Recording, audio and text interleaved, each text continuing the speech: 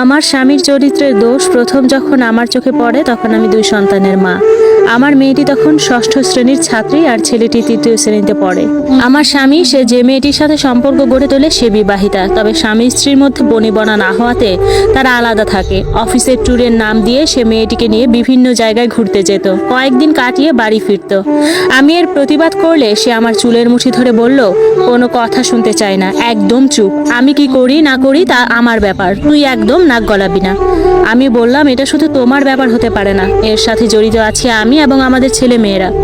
তোর যদি ভালো না লাগে ঘর থেকে বেরিয়ে যাবি, কিন্তু আমার ঘরে থাকলে কোনো অশান্তি করতে পারবি না, চুপচাপ থাকবি। ওর গোপন সম্পর্কটি আমি জানতে পেরেছি, এটা বোঝার পর ও নিজেকে শুধরে না নিয়ে আরো বেপরোয়া হয়ে উঠল। আগে তো মেয়েটিকে নিয়ে ঘুরতে যাওয়ার সময় আমাকে বলতো অফিসের কাজে যাচ্ছে, এখন আর সেটা বলারও প্রয়োজন বোধ করে না।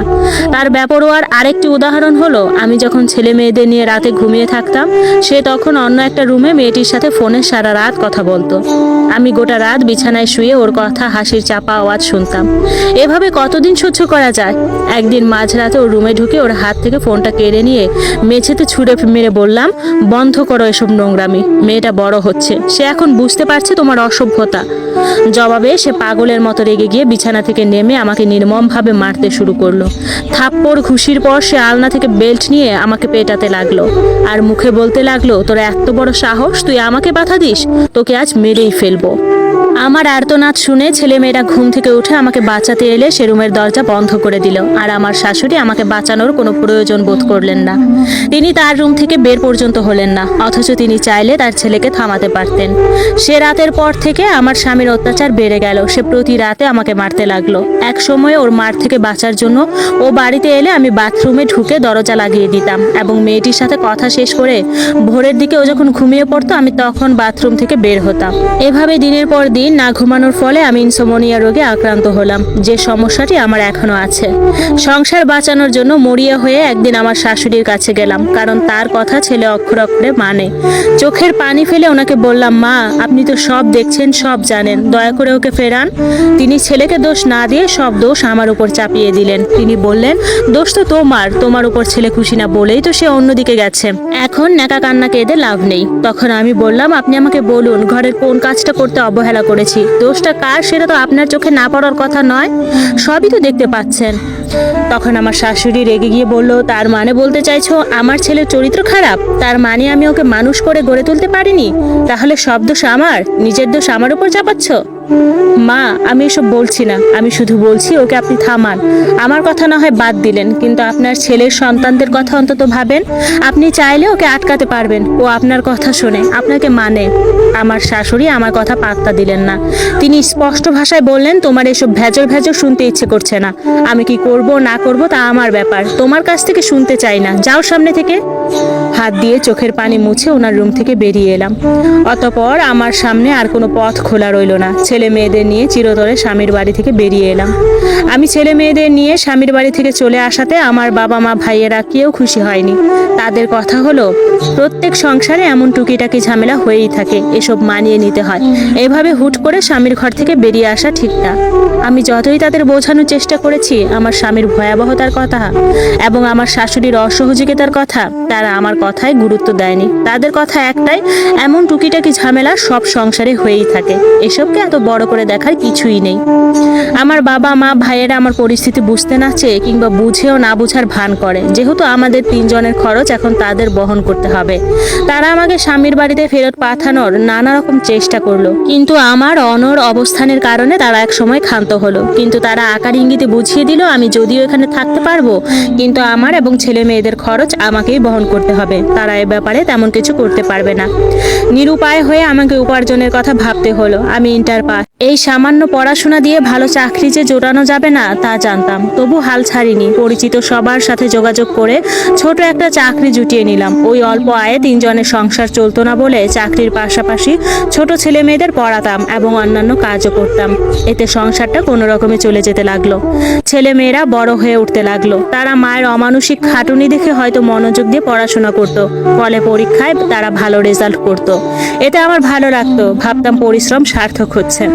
আমার স্বামীর খবর নানাজনের কাছ থেকে মাঝে মাঝে পেতাম। আমি চলে আসার পর ওই মেয়েটিকে সে বিয়ে করে, কিন্তু বিয়েটা বেশি দিন টেকেনি, কারণ বিয়ের কিছুদিন পর সে আর একটা মেয়ের সঙ্গে অবৈধ সম্পর্কে জড়ায়। এর বছর খানিক পর আমার শাশুড়ির মৃত্যুর খবর পেলাম। মৃত্যুর বছর দুয়েক আগে তিনি স্ট্রোক করেন এবং বাকি জীবন অসাড় শরীর নিয়ে বিছানায় পড়ে থাকেন। এরপর অনেকদিন আমার স্বামীর কোনো খবর পাইনি। তারপর হঠাৎ একদিন শুনলাম তার ক্যান্সার হয়েছে, একেবারে শেষ অবস্থা। এই সময় সে আমাকে একদিন ফোন দিল। নাম্বারটা কিভাবে জোগাড় করলো জানি না। ফোনে কাঁপা কাঁপা স্বরে বলল, নাজনীন, আর হয়তো বেশি দিন বাঁচবো না, একটি বার কি তুমি আমার সাথে দেখা করতে পারো? আমি শান্ত স্বরে বললাম, শুধু আমার সাথে দেখা করবে? ছেলে মেয়েদের দেখবে না? তাদের দেখতে ইচ্ছে করে না?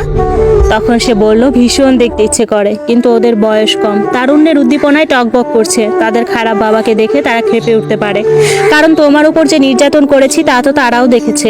এ জীবনে তারা কখনোই ওসব ভুলতে পারবে না। তাই বাকিটা শেষ করলো না। বললাম, আমি ছেলে মেয়েদের নিয়ে যাব, ওদের সামলানোর দায়িত্ব আমার। আমি চাই তোমার এবং ছেলে মেয়েদের দেখা হোক। ছেলে মেয়েরা শুরুতে বাবার সাথে দেখা করতে চায়নি, বাবার উপর অনেক রাগ ঘৃণা জমে আছে তাদের। কিন্তু যখন বললাম তাদের বাবার শেষ অবস্থা, তখন তারা রাজি হলো।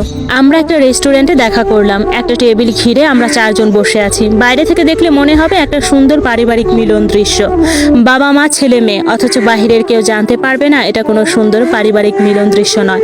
এটা দুঃখ, রাগ, ক্ষোভে ভরা একটি মিলন দৃশ্য। রোগের কারণে সে অনেক শুকিয়ে গেছে। যতক্ষণ আমরা ছিলাম আমাদের মাঝে একটিও কথা হয়নি। সে হাত জোর করে শুধু কেঁদেছে। আমাদের দেখা হওয়ার 1 মাস পরই সে মারা যায়। কারো মৃত্যুতে জীবন থেমে থাকে না, জীবন তার গতিতে চলতে লাগলো। ছেলে মেয়েদের বিয়ে হলো, আমি নানি হলাম, দাদি হলাম। মেয়েটা তার স্বামীর চাকরির কারণে দূরে থাকে, ছেলেটা আমার সাথে থাকে।